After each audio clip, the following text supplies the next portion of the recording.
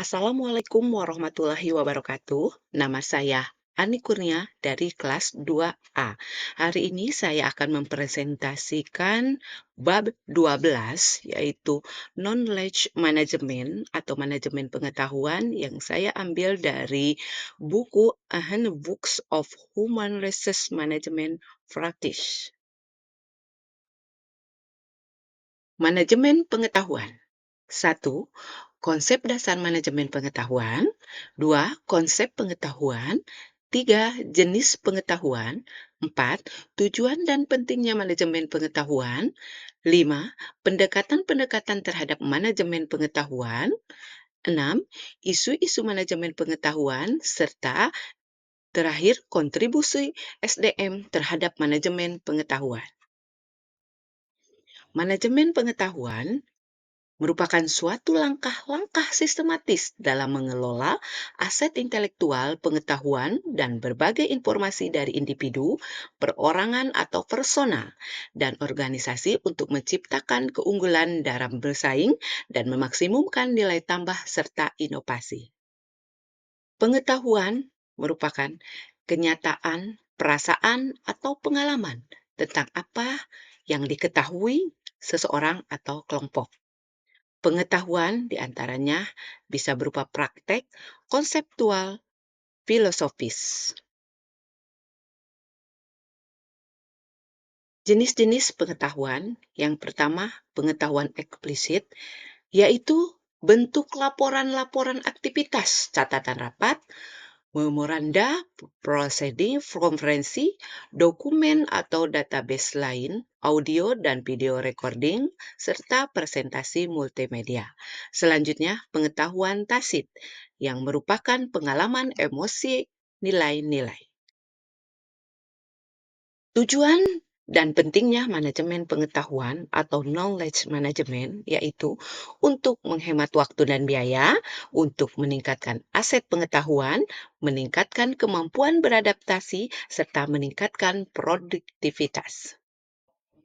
Pendekatan-pendekatan terhadap manajemen pengetahuan yang pertama itu pendekatan koodifikasi dan personalisasi, di mana pengetahuan dikoodifikasikan dengan hati-hati dan disimpan dalam database yang dapat diakses dan digunakan dengan mudah oleh siapa saja dalam organisasi. Selanjutnya juga pengetahuan personalisasi erat dengan orang yang telah mengembangkan dan dibagikan, terutama melalui kontak langsung dari orang ke orang. Selanjutnya, perusahaan pencipta pengetahuan, di mana hal yang mendasar dalam penciptaan pengetahuan adalah perpaduan antara pengetahuan tacit dan eksplisit melalui proses sosialisasi, eksternalisasi, dan internalisasi, dan kombinasi. Selanjutnya, pendekatan berbasis sumber daya, di mana manajemen pengetahuan sebagai upaya manajemen untuk secara aktif menciptakan, mengkomunikasikan, dan mengeksploitasi pengetahuan sebagai sumber daya bagi organisasi. Isu-isu manajemen pengetahuan, di mana yang pertama, laju perubahan, bagaimana mengikuti laju perubahan dan mengidentifikasi pengetahuan apa yang perlu ditangkap dan dibagikan. Yang kedua, menghubungkan strategi manajemen pengetahuan dengan strategi bisnis dan cara penerapannya pada tujuan strategi yang merupakan unsur penting dalam daya saing. Selanjutnya, teknologi dan manusia, di mana dalam organisasi yang lebih mengandalkan pengetahuan tacit daripada pengetahuan implisit, pendekatan dari orang ke orang adalah yang terbaik. Dan TI hanya dapat mendukung proses ini. TI tidak dapat menggantikannya. 4. Pentingnya proses modal sosial dan budaya, di mana budaya yang terbuka akan mendorong orang untuk berbagai ide dan pengetahuan. Selanjutnya juga pekerja pengetahuan, di mana manajemen dan motivasi para pekerja pengetahuan yang menciptakan pengetahuan dan akan menjadi pemain kunci dalam membagikannya. Kontribusi SDM terhadap manajemen pengetahuan, di antaranya pengembangan budaya, mempromosikan iklim komitmen dan kepercayaan, desain dan pengembangan organisasi, serta sumber daya, motivasi, manajemen kinerja, pembelajaran organisasi dan individu, lokakarya dan konferensi, dan lain-lainnya. Bekerja dengan teknologi, mempromosikan penyebarannya.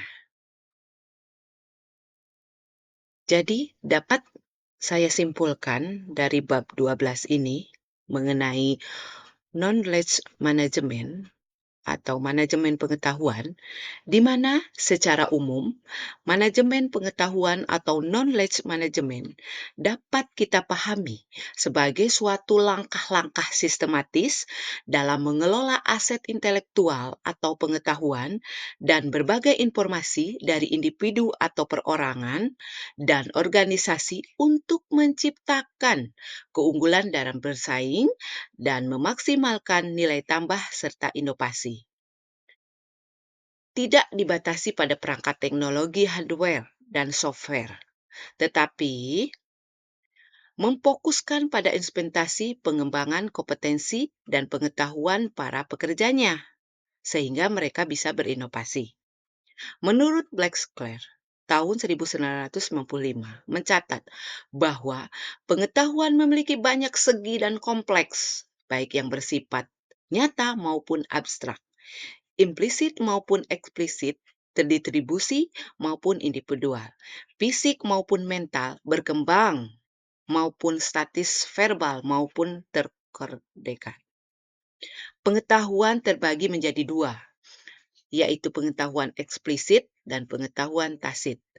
Pengetahuan eksplisit adalah pengetahuan yang mudah diungkapkan, didapatkan, disimpan, dan digunakan kembali sebaliknya.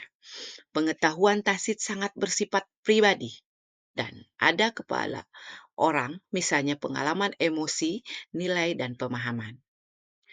Pentingnya manajemen pengetahuan karena dapat menghemat waktu dan biaya, dapat meningkatkan aset pengetahuan, dapat meningkatkan kemampuan beradaptasi, dan mampu meningkatkan produktivitas.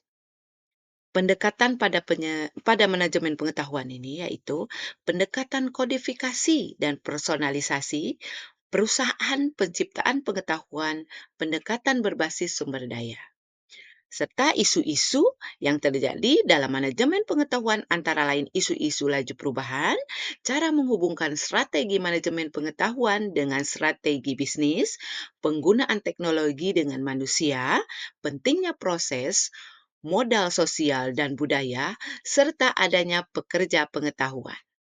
Dan juga cara-cara utama yang dapat dilakukan sumber daya manusia untuk berkontribusi pada manajemen pengetahuan, yaitu mengembangkan budaya, mempromosikan iklim, komitmen, dan kepercayaan.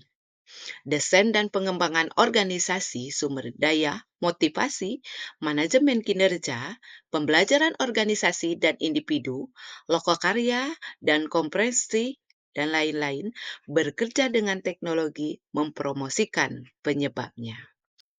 Demikianlah presentasi saya. Mohon maaf apabila ada kesalahan. Billahi taufik walhidayah. Wassalamualaikum warahmatullahi wabarakatuh.